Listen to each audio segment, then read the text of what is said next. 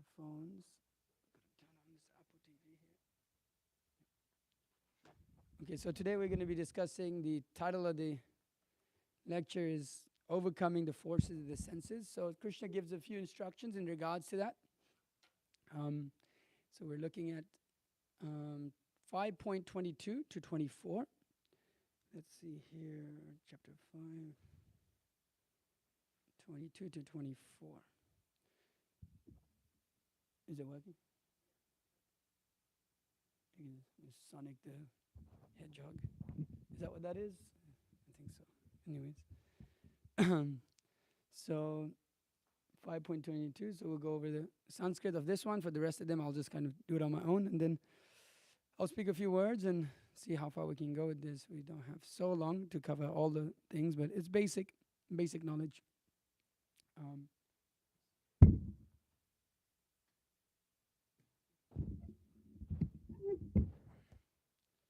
So, okay. Ye hi sang sparsa ja boga dukha yonaya eva te adi antavantah kaunteya na teshu ramanti buddha. Sorry, before I begin. Om Namo Bhagavate Vasudevaya. Om Namo Bhagavate Vasudevaya. Om Namo Bhagavate Vasudevaya. Okay.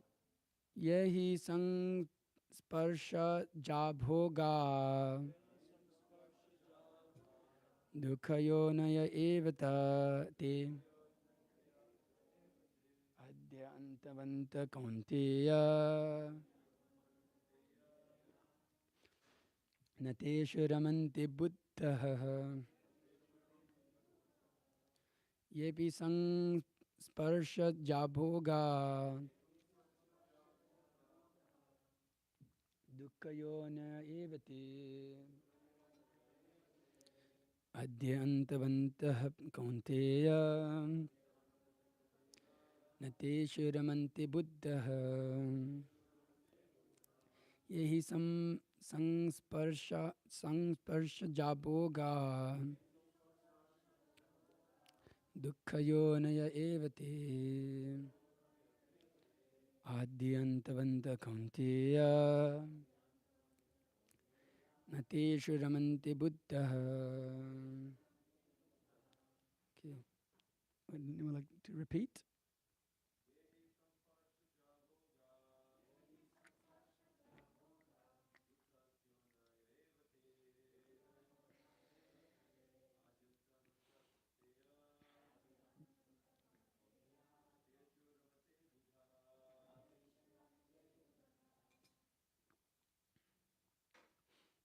Anyone else?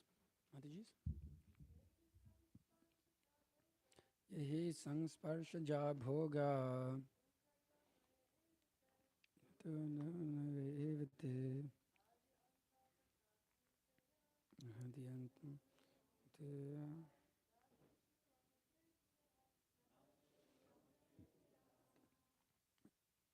anyone else? Yehi sangsparsha jabhoga evate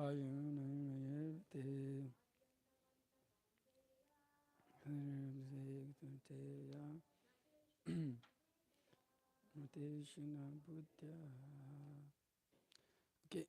Ye, those, he, certainly, sangsparsha jaha, by contact with the material senses, bhogaha, enjoyments, dukkha, distress, yonayaha, sources of, eva, certainly, they are, adi, beginning, anta, end, vantaha, subject to, Kaunteya, O son of Kunti, na, never, teshu, in those.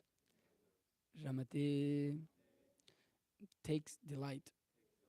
Buddha, the intelligent person. Okay. So translation and purport by His Divine Grace A.C. Bhaktivedanta Swami Srila Prabhupada Ki Jai. So translation, an intelligent person does not take part in the sources of misery, which are due to contact with the material senses. O son of Kunti, such pleasures have a beginning and an end, and so the wise man does not delight in them. Purport, material sense pleasure are due to the contact of material senses, which are temporary because the body itself is temporary. A liberated soul is not interested in anything which is temporary. Knowing well the joys of transcendental pleasures, how can a liberated soul agree to enjoy false pleasures? In the Padma Purana, it is said, Ramante yoginante satyanande chidatmani iti rama pade naso param brahma vidhiyate.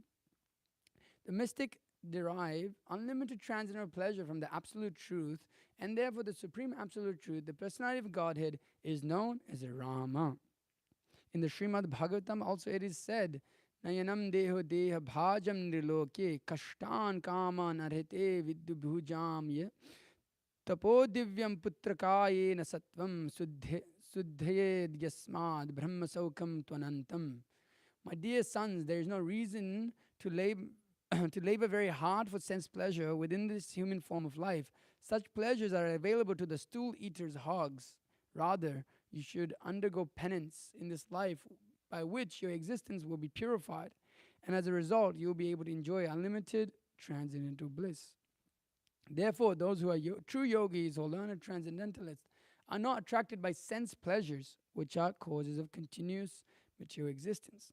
The more one is addicted to material pleasures, the more he is entrapped by material miseries. So I will do the next verse as well, next two verses. So I'll just go over these. Shaknoti taiva ya sodham prak sharira vimokshanat kama krodha bhavam begam sayukta sukhi naraha. Before giving up this present body, if one is able to tolerate the urges of material senses and check the forces of desire and anger, he is well situated in this and is happy in this world. Just give me 1 second, sorry. If one wants to make steady progress of on the path of self-realization, he must try to control the forces of the material senses. There are the forces of talk, forces of anger, forces of mind, forces of stomach, forces of genitals, and forces of the tongue. One who is able to control the forces of all these different senses and the mind is called a Goswami or Swami. Such Goswami live strictly controlled lives and forego altogether the forces of the senses. Material desire, when unsatiated, generate anger, and thus the mind, eyes, and chest become agitated. Therefore, one must practice to control them before one gives up this material body. One who can do this is understood to be self-realized and is thus happy in the state of self-realization. It is the duty of transcendentalists to try to strenuously control desire and anger. Okay, 5.24. Yantah sukhantar aramas tathantar jyotir evayah yo yogi brahma nirvanam brahma bhuto digachati. One whose happiness is within, who is active and rejoices within, and whose aim is inward, is actually the perfect mystic. He is liberated in the Supreme, and ultimately he attains the Supreme. Unless one is able to relish happiness from within, how can one retire from the external engagement meant for deriving superficial happiness? A liberated person enjoys happiness by factual experience. He can therefore sit silently at any place and enjoy the activities of life from within. Such a liberated person no longer desires external material happiness. This is called Brahma Bhuta, attaining which one is assured of going back home, back to Godhead. Sorry, back to Godhead, back to home. Okay, so before I begin, I'll just say a few prayers. Is there a problem with the thing? Turn the volume up. Okay. I guess this is a little far too. But okay. Om Gyan Timirandasya Gyananjana Shalakaya Chakshurunimitamina Tasmai Shigave Namaha Shri Chaitanya Manobishtam Stapitamina Bhutale Swayam Rupakadam Mayam Dadati Swapatantigam Vandeham Shri Guru Shiyatapatakamanam Shri Gurum Vaishnavamscha Shri Rupam Sagrajatam Sahagana Raghunathan Vitam Tam Sajivam Sadvaitam Savadutam Parijana Sahitam Krishna Chaitanya Devam Shri Radha Krishna Padan Sahagana Lalita Shri Vijakan Vitamscha He Krishna Karuna Sindhu Dinabandhu Jagatpate Gopesha Gopika Kanta Radha Kanta Namustate Tapta Kanchana Gaurangi Radhe Vrindavaneshwari Vrishavanu Sute Devi Pranamami Haripriya Vanchakalpatarivascha Kripa Sindhubhya Evacha Patitanam Pavanebhyo Vaishnavebhyo Namo Namaha Namo Om Vishnu Padaya Krishna Prasthaya Bhutale Srimate Bhakti Vikas Swaminite Namine Namo Om Vishnu Padaya Krishna Prasthaya Bhutale Srimate Bhakti Vedanta Swaminite Namine Namaste Saraswate Devi Gauravani Pracharine Nirvisesha Shunyavadi Paschatya Deshatarine Jai Shri Krishna Chaitanya Prabhu Nityananda Shri Advaita Gadadhar Shivas Adi Gaura Bhakta Vrinda Hare Krishna Krishna Krishna Hare Hare Hare Rama Rama Rama Hare Hare Jnananandam Mayam Devam Nirmala Sphatikakritam Adharam Sarva Vidyanam Hayagrivam Upasmahe. So, we're discussing a few subject matters here. 3 things Krishna goes over. He talks about pleasure of getting pleasure from the material senses. He talks about controlling these senses, and then he talks about how when one does these things, he's able to come to the platform of he starts to come to the platform of spiritual happiness, of that which he rejoices within. So these first 2 verses, more or less, this the 22 and 23, they're not essential spiritual instructions, but it is very essential to understand them in the line or in the path of spiritual realization, because without this understanding, one can't actually make any progress. So this is more of external Krishna discussing here, that one should control the senses and one should control desire and anger. This can be understood by any person. It doesn't particularly require to be. It's not particularly a spiritual instruction. It's more or less, it's an instruction that helps one on that path as Krishna progresses like that. So Prabhupada makes some very interesting points throughout these purports, and even in his translations, he makes emphasis on certain things. He had this material pleasure and contact of material senses. So actually, end of that purport, he says something very interesting, that So the more one is addicted to material pleasures, the more he's entrapped by material miseries. So this is a very important point. Actually, this is the other way in society. Generally, when you in school, you're encouraged to indulge your senses into the objects of the senses. And in modern society, pretty much that's the goal of life, is to allow your senses to engage in the object of the senses.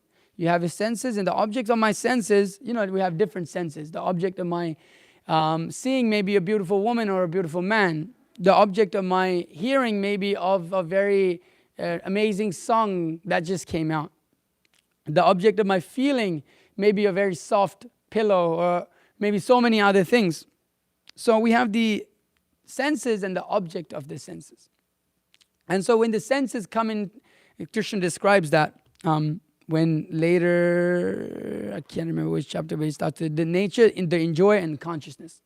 How one tries to enjoy like this. He has his senses, and when the senses come in touch with the object of the senses, then a level of, you could say, there's a sensation. Pleasure is different from sensation. Now, we mistake the sensation with pleasure. Now, there is a level of pleasure available there, but the sensation that's given by the senses, we mistake that to be complete pleasure, right? So when it's like, well, today is like the weather is not such a good weather, but when you go to extreme cold and extreme heat. Now, ice feels very nice to the hands when it's very hot, but ice is horrible for you. It's like the worst thing you can do in winter cold. You don't want to hold ice outside, but you don't mind it in the summer. In the summer, it gives you great sensation, but in the winter, it gives you great misery. So it is the object of the senses itself is relative, and itself that pleasure that one derives from it is also temporary. So if you go up all the way to the beginning of the purport, Prabhupada starts this by saying that material sense pleasures are due to contact of material senses, which are all temporary because the body itself is temporary. So the body itself is temporary. What is enjoyable for the senses when you're young is distressful when you're older. What's distressful when you're young sometimes is enjoyable when you're older. So the nature of pleasure of the senses also changes. So you can never really grab it. You can never actually have it. It is always fleeting. It's always temporary. It is never actually to be gained. It is always to be sought after. So people are convinced of the opposite thing in this world. People are convinced that, yes, by indulging your pleasure, indulging in all your senses, you'll get great level of happiness. But actually, if we kind of examine our lives and we examine that idea, it is very faulty at its practice, at its philosophy, and it falls apart very quickly. So we interact with this, the senses interact with the sense object with the expectation of pleasure. It gives a level of sensation, but it doesn't give the satisfaction that we're after. So, you may experience some level of, when your senses come in touch, it's like enlivened. Right? The senses become enlivened when they come in touch with sense objects. But the pleasure we're wanting from it is very little. So there's a little drop there, but in the sense it is there because there's a small drop. But it's not fully there, So it's illusory in that way, that the senses become enlivened and there's a sensation given, but it doesn't give one the ultimate pleasure of life. Just like, when you buy the Ferrari, and in the picture you saw the Ferrari with the very beautiful girl. You didn't get the pleasure that was imagined with that Ferrari. The reason we bought that Ferrari or bought whatever small thing we can afford that seems to be very pleasurable, when we get that thing, that pleasure we want is not gained, although the senses become enlivened by it. When you get a new Ferrari, you drive it down the highway, it probably gets a good feeling for the senses. It's a little bit of a rush. But that pleasure that one actually wants is not attained from it.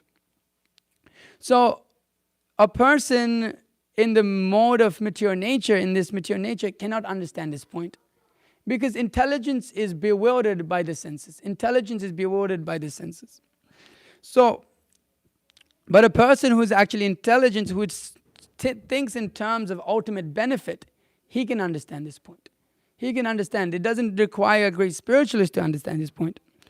Because not in the intelligence, that intelligent meaning like, you're very good at maths and science and writing, and not this type of intelligence. Because even the bees are the greatest of engineers. Bees are better engineers than any engineer in the face of this earth. They can build this amazing hive that produces honey. What engineer can do that? What engineer can, like the birds, they fly without much, so much strenuous activities of, having to build this thing, this motor, that motor. No problem, they can fly very easily. Intelligence doesn't particularly mean advancement of material science. Intelligence means being able to see what is one's real benefit, what is one's ultimate benefit. Because if that's the case, if that's the definition of intelligence, then so many animals are intelligent. The way the ant can smell sugar, I don't know what they do, they smell or they sense sugar from so far away, and they can find ways to get there. It's very intelligent. The way a whale communicates with other whales within the water is very intelligent. The way birds travel from one side of the earth to another just using the magnetic poles of the earth is very intelligent. And so if we to take that to be intelligence, then they're expected to indulge in their pleasures, whatever it senses, because they're identifying with the body. They can't discriminate between what is good and what is bad. They can't discriminate between what is the ultimate good and what is just momentary. Just like if you look at living entities like this, the moth. When it sees fire, what does the moth do? It goes straight into it. It's attracted by it's attracted by this fire and completely runs into it without any thought. It completely identifies with this thought of, oh wow, look, I am seeing this bright light and this is going to give me pleasure. And he completely identifies with this idea of, I'm going to satisfy my pleasure, because he thinks he's the body. Completely identifies with the body, so he runs into this fire. Similarly, the deer, when it hears very beautiful music, it becomes stunned and then is shot by the hunter. Right? Becomes completely absorbed in trying to get the pleasure from the senses. You can't think beyond that. Similarly, there's so many other animals. The bee, well, what's the other example that are given in the Bhagavatam? There's the moth, the elephant is given. The elephant becomes trapped by sex pleasure. He's running after the opposite sex. And that's how they catch male elephants. If you want to catch a male elephant, it's very difficult to do because it's very strong. But what you do is you catch some female elephant first, and then you set up a trap. And then you lure the male elephant in, and then you catch him. So he completely loses himself because he starts to identify as the body. But that's expected from an animal. Because they can't discriminate. That is the level, that is intelligence. Intelligence is defined as to be able to discriminate between what is good, what is bad, and what is ultimate good. So when one is an animal, he's expected to do that. But we also see, most people in this world also do that. Therefore, the Bhagavatam and the Bhagavad Gita also compares to the people of this world not different from animals, because they completely identify with this body, identify with the trying to get the pleasure of this world through the senses, completely identify as that. As okay, the purpose of my life is to get pleasure from my senses.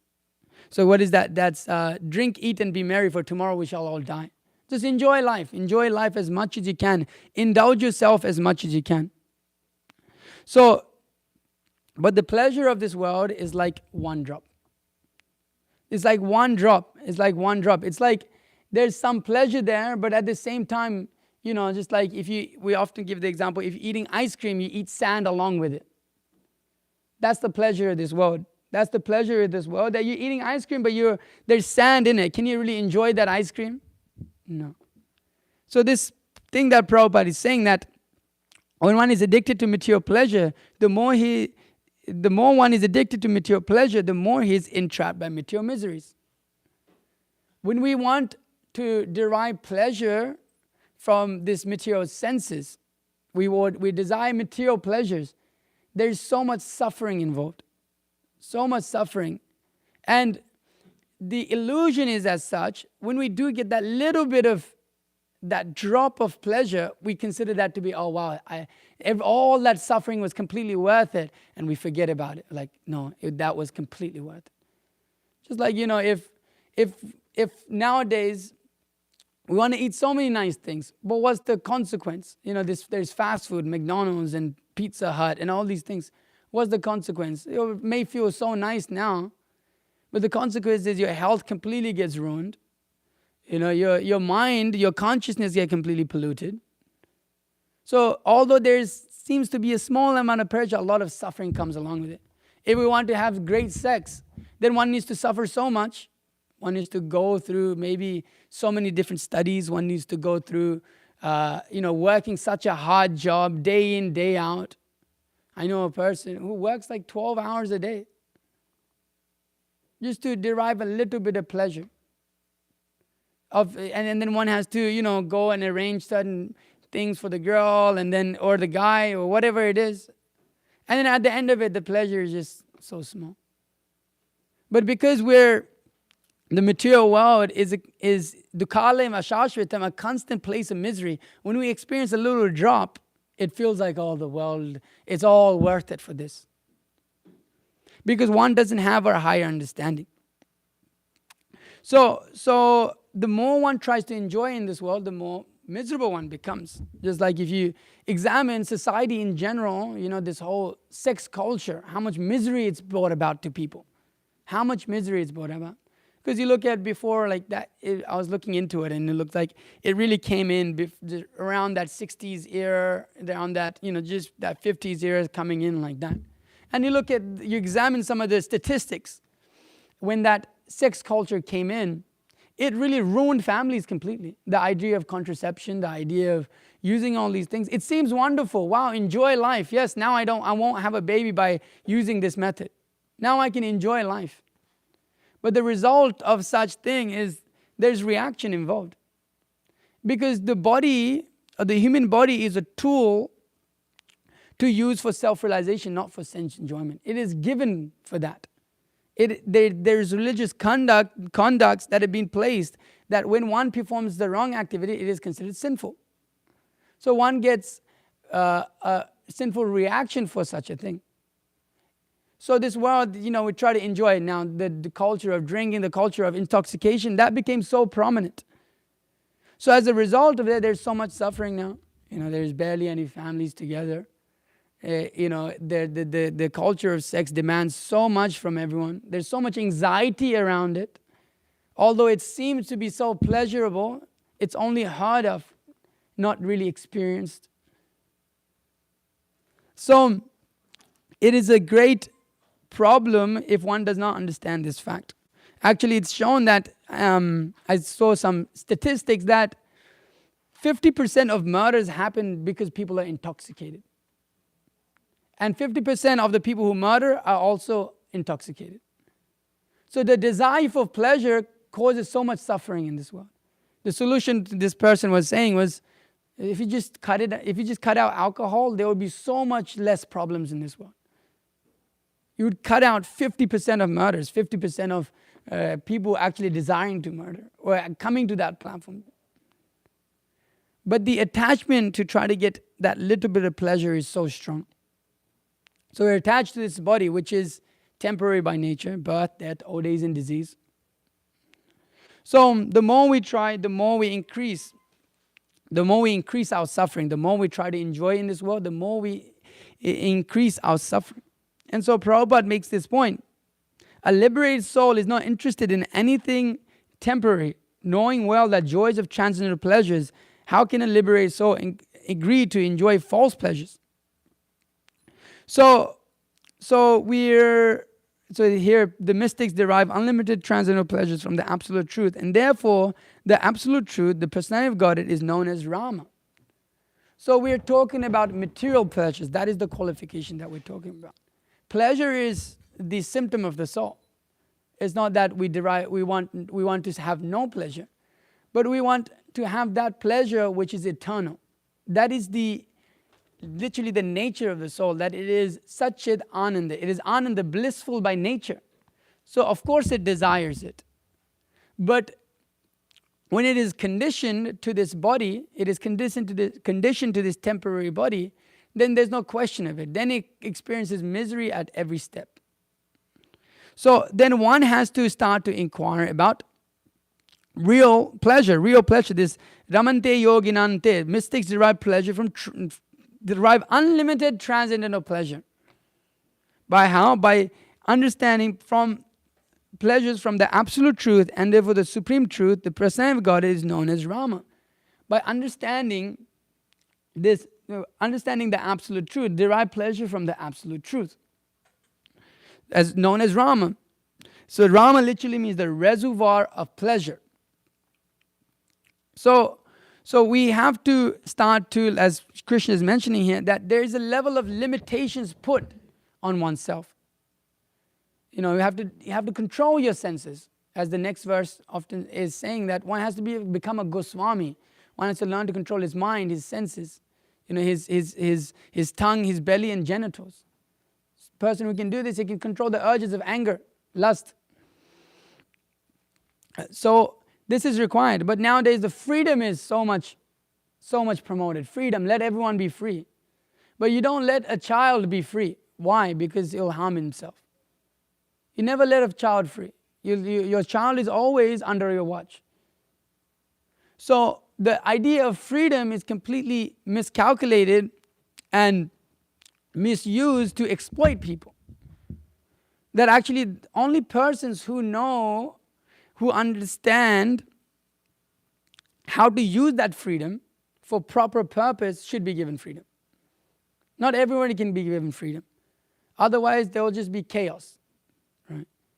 So there's this idea of become free, do whatever you like, but actually people should be taught, people should be kept with a proper idea. Nowadays, everyone's let free, and look at the chaotic society. Everybody can have their own ideas.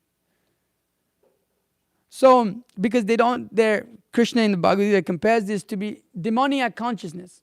They don't know what is to be done and they don't know what is not to be done. So, this kind of freedom that people want is only granted to those who are actually situated on the platform specifically on the spiritual platform, of person who has proper intelligence, who can see beyond just the temporary natures of life. So when that is done, then there is proper guidance. There's proper guidance in society in order to guide one beyond just the temporary pleasures of this world. Because as this says here in the Bhagavatam, my dear sons, there is no reason to labor very hard for sense pleasure, which while in this human form of life, such pleasures avail to the stool eaters, hogs. Rather, you should undergo penance in this life by which your existence will be purified. And as a result, you'll be able to enjoy unlimited transcendental bliss. This is called Tapo Divyam. So one has to understand this point that these pleasures of this world, the same sex pleasure that one is enjoying, the hogs and the dogs, and the pigeons and the monkeys, and they're all also enjoying the same thing. But the purpose of human life is meant to go beyond these things, to go beyond the identification of just this body. And so that is done by Tapo Divyam, this austerity, a level of austerity, a level of control. Just like if anybody wants to do anything in life, there has to be a level of control. If you want to go to university and you want to succeed, you have to control yourself. You have to be able to say, no, today I can't go out because tomorrow I have exam. I can't go out and drink and get high and completely wreck myself because I have goals in life. So that's the difference between a human being and an animal. An animal won't think like that. Animal won't think on the long term. Animals just go, oh, this is my senses and here's the opportunity for enjoyment, let me do it right now. But the human being doesn't think like he's able to go beyond that, because the purpose of human life is actually this Tapo Divyam, to be situated in a level of austerity in order to attain this transcendence, this level of self-realization. So then one has to, as Krishna says, in order to do that, one has to be able to tolerate the urges of the material senses, check the forces of desire and anger. One has to do that in order to go beyond this. And he says, he is well situated and happy in this world. One who knows how to control his senses, one who knows how to tolerate these urges. Why? Because he does not condition himself. He starts to go beyond the platform of just the senses. Now, there's different philosophies that speak about this. Now, you got Buddhism who say, yes, completely not. Krishna says, check the forces of desire and anger, and he will become happy. But someone like the Buddhists, they say, absolutely just forget about desire and forget about everything, all these attachments, and so kill desire completely. Because you desire sense gratification, because you desire pleasure in this world, therefore you suffer. This is true. Because you desire material pleasure, you'd have more suffering than what pleasure gives you.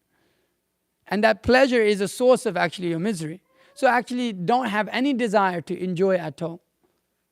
But this is also false, because the soul cannot be devoid of desire. That which is devoid of desire is dead. Just like this table has no desire.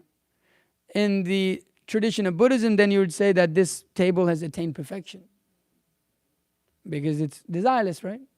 No, because it's dead. There is no desire because it is dead. The soul is living. The soul has desire.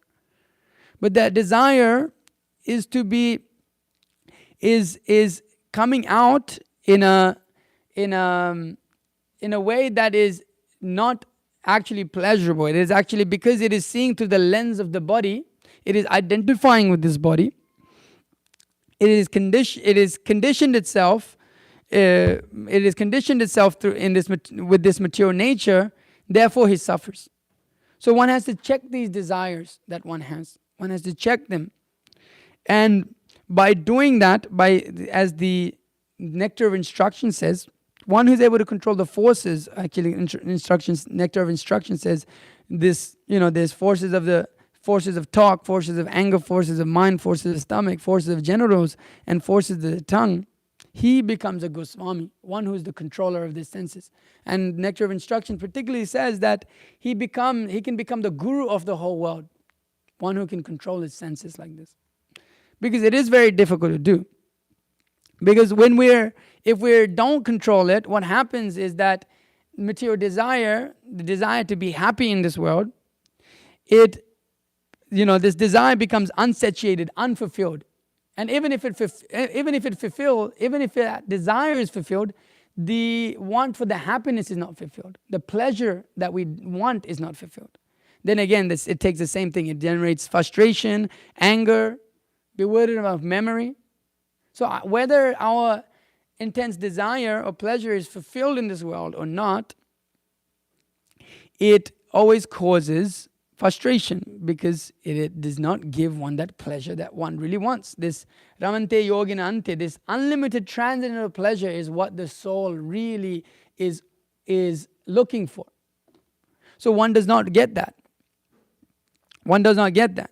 So therefore one must control them before one gives up this material body. One who can do this is understood to be self-realized and thus happy in the state of self-realization. It is the duty of transcendentalists to try to strenuously control desire and anger. It is very important. It is very important. How does one do this? How does one do this? He says, one whose happiness is within, who is active and rejoices within, and whose aim is inward, inward is actually the perfect mystic. He is liberated in the Supreme, and ultimately he attains the Supreme. So Prabhupada says in the purport that unless one is able to relish happiness from within, how can one retire from the external engagement meant for deriving superficial happiness? A liberated person enjoys happiness by factual experience. He can therefore sit silently at any place and enjoy the activities of life from within. Such a liberated person no longer desires external material happiness. This state is called Brahmabhuta, attaining which one is assured of going back home, back to Godhead, back to home. So when one starts to practice Krishna consciousness, the process by which the transcendental senses of the soul is enlivened. There's a verse in the Bhagavatam that comes that one becomes enlivened when he comes in touch with devotional service. Just like the senses become enlivened when one comes in touch with the sense objects. When the soul who is going through so many lives, he finally comes in touch with devotional service, then it becomes enlivened.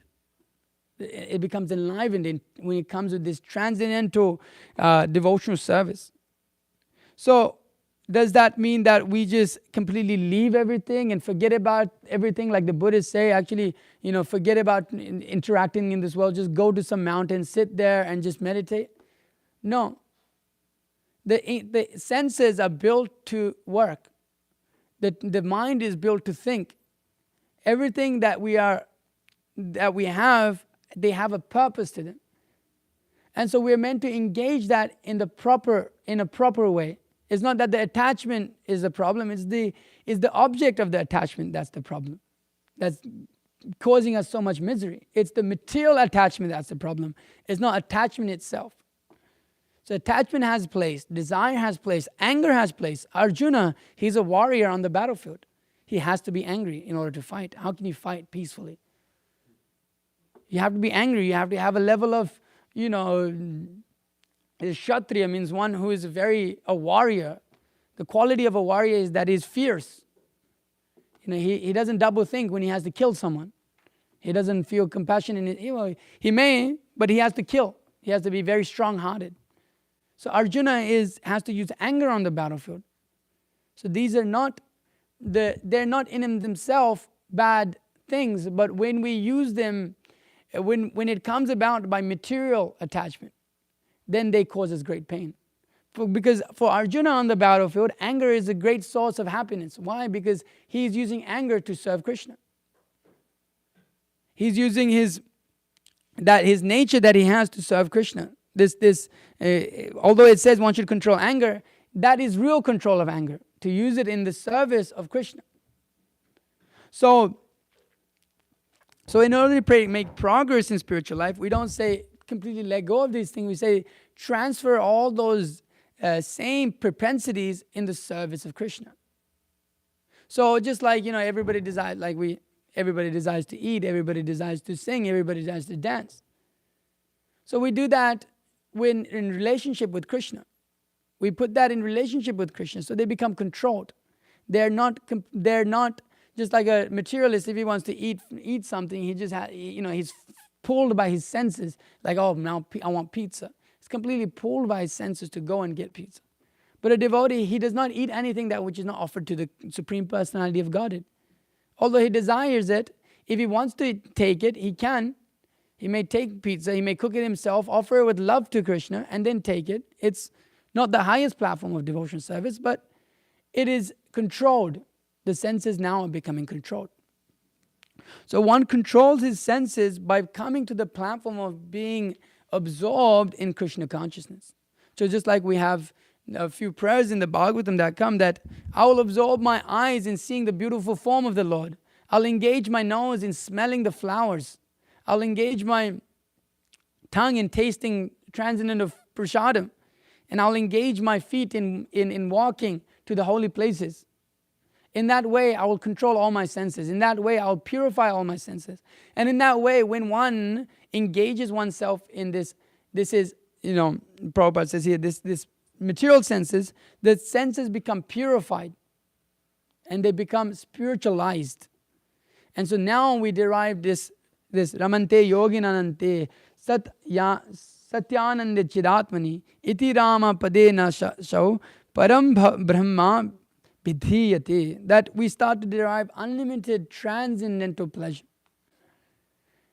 We do not no longer look for pleasure in the material in the material senses. We start to gain transcendental unlimited pleasure from serving Krishna.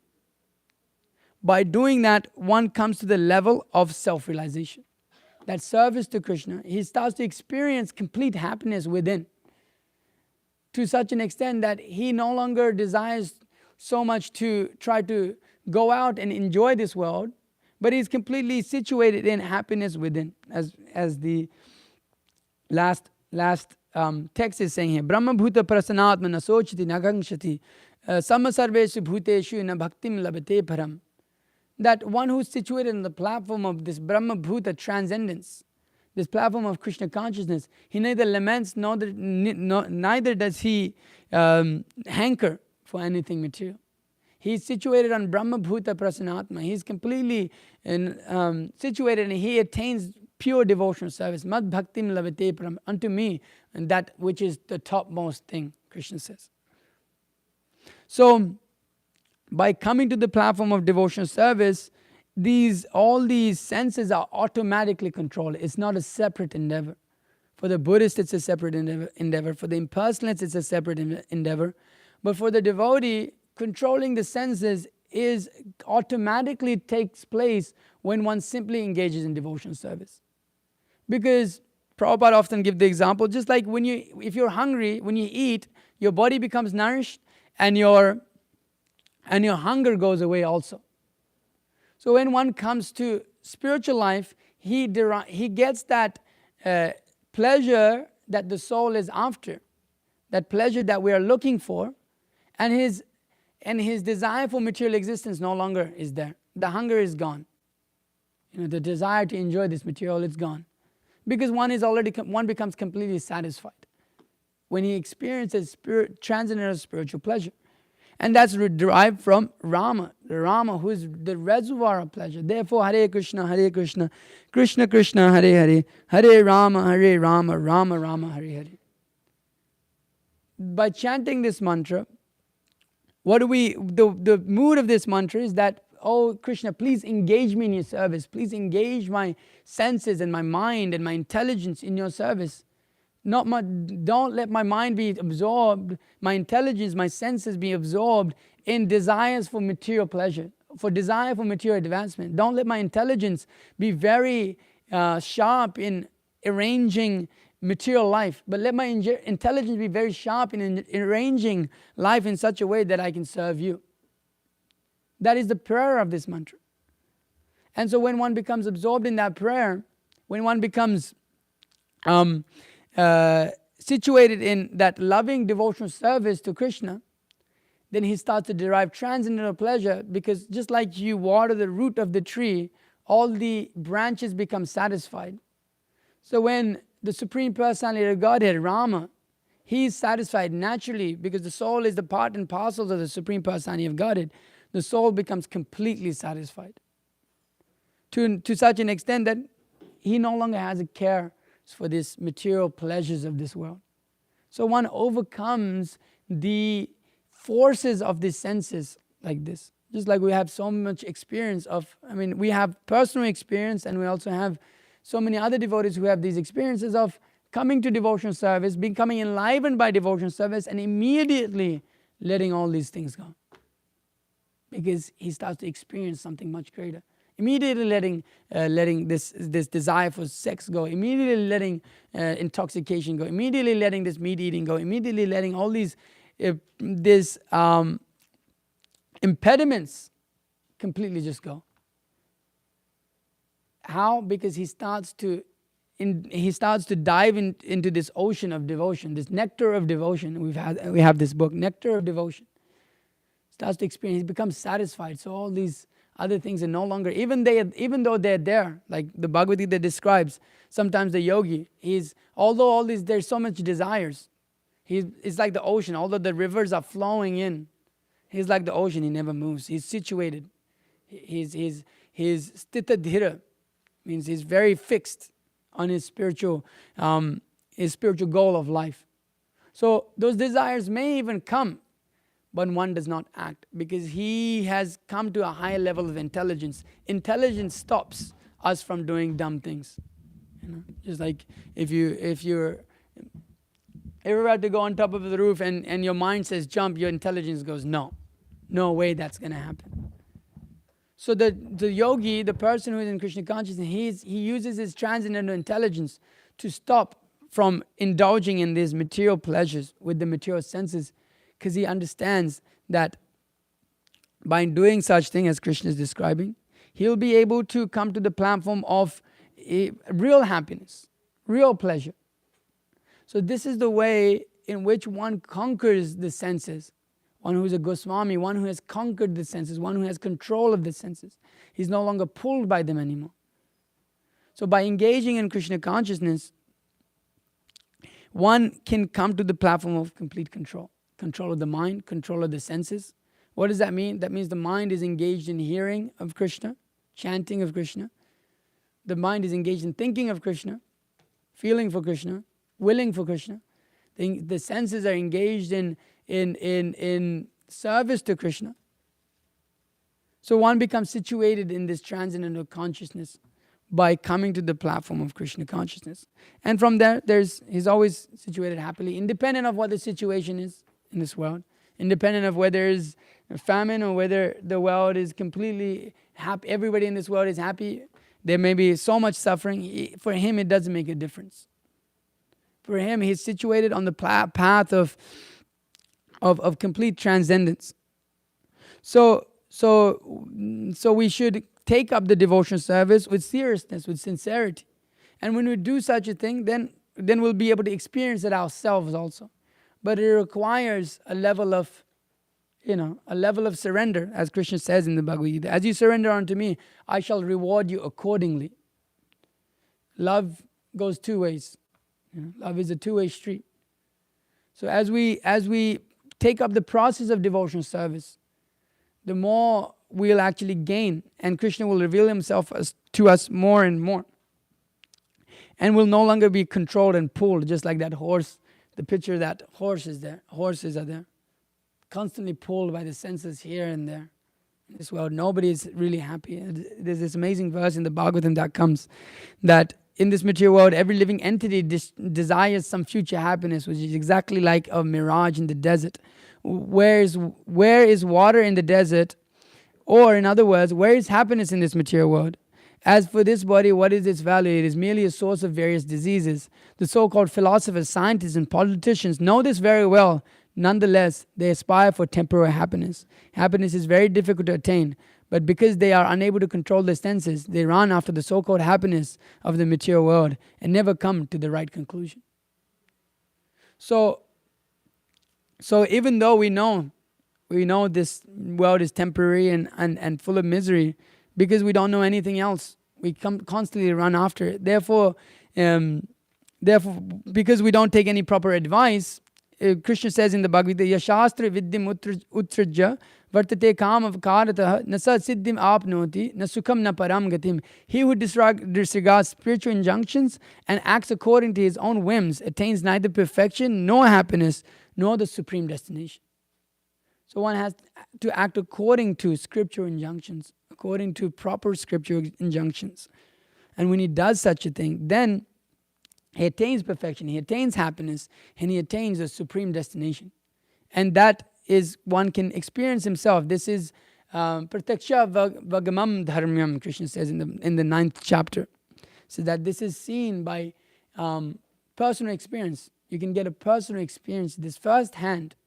It is not some just to be thought about, it's not just to be speculated upon. So this is the process of conquering the senses, is to become situated on the boat of transcendental existence, on the path back to Godhead with proper guidance. So it's almost 1:30. I can end the class there. Is there any questions or comments that people have? Oh, we didn't pull the mic out. You want to get this mic? Anyways, you can ask a question and I'll repeat it. So it's okay, yeah. Yes, Hare Krishna.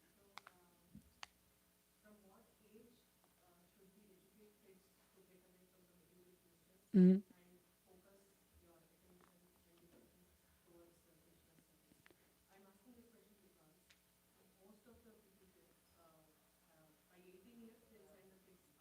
Mm-hmm. Mm-hmm. Yeah.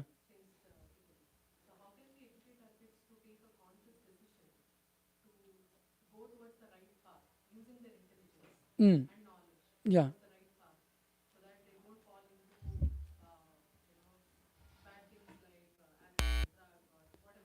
Sure. Yeah. So that's given by Prahlad Maharaj that that they should do it at a very young age, immediately. That's what Bhagavatam says, immediately. I mean, they should be. The thing is, the reason this comes about, all this, kids get into all these different things, is because of association. So we have to. The kids are not to be given freedom. That is, they're like animals because they don't have proper conception of what is good and what is bad. So kids should be taught properly, should be guided properly, and that's the duty of the mother and the father. So the kids should be, generally in the Vedic culture, they're put into Gurukul at the age of 5, right? At the age of 5, the kid is sent to the house of the guru, and he learns under the guru until he's 25. So that is generally what's called a brahmacharya. Brahmacharya training is generally, that's 20 years. 20 years of training that one undergoes when he studies Shastra very systematically under his guru. But we don't have that option in this age, right? We don't have such an option. So then we homeschool them. That's the homeschooling should be done. If we don't want our kids to become contaminated by such a horrible society nowadays, homeschool them, we teach them, we bring them to the temple, teach them Bhagavatam. The English they should learn should be from the Srimad Bhagavatam. The maths they can learn also from the Srimad Bhagavatam. Basics they can learn easily. and school doesn't teach so much. Actually, it's very basic. It doesn't require you to go to school to teach all the things that they teach. One can learn all that at home easily. So you can teach all those things at home. They should be taught, proper maths, and because we are living in that society, so you can teach those things, but you can teach it in a Krishna conscious way, so that they understand. They start to think. Especially kids, they're very they have a lot of their minds. That's where they kind of shape who they're going to become in the future also. So we shouldn't allow outside influence to come in and teach him now come on, you have to have sex because you're already 13. Or how come you haven't had sex at the age of 13? And all these things are promoted by modern society and porn and masturbation and all these things. So we can keep them away from that just by association. You bring him with where the devotees are. They let them become associated with the devotees. Let them have friendship with the devotees. And so from a young age, you can teach him Bhagavatam, just as you probably do. You teach him Bhagavad Gita. You don't just teach him the verses, teach him what the meaning is. And so they can become also learned in that. And they can become future teachers of the society. So they should start as soon as possible. As soon as possible, they should start Krishna consciousness. And then you do your duty and then see what happens in the future. That's up to them. Independence is there, right? Once they get old enough, then independence is there. Once you've trained them, you've done your duty as a parent. But then it's up to them. That's where independence comes in, whether you want to go down the path of suffering in material existence or actually getting real transcendental, or one coming to the platform of his original position, Krishna conscious position. That's up to them. That you cannot force. But you can guide them on that path and help them be situated in that. And then it's up to them what they decide to do as they move on. Right? So Krishna consciousness is not forced. It comes about. But when you invoke that, it's awakened within the heart because it's dormant. It's our original nature. So you have to just, there's often you have to fan the spark. It's already there, but when you fan the spark, it becomes a fire. So you just have to awaken that in the children. Like we see, if you look at some of the Gurukul children in Salem, and we have some Gurukuls in India, my spiritual master. They're very fixed up kids. Very, very good in Shastra, understand the goal of life. They're very fixed up kids. You can take example from there. When you go to India, you can go and ask these. I personally don't have so much experience, but you can ask like this also when you go to India. The way they're raising the kids, the way what they're doing, like that. Anything else? There's a question? No other question at all? Okay. All right. So, did you hand some of the beads out? Okay, sorry, no problem. So he's going to hand some beads out and we can chant for a little bit. We can, since we're ahead in time, you can end this, Isak? Oh, can you pass my phone? You can end it. Yeah, disconnect it.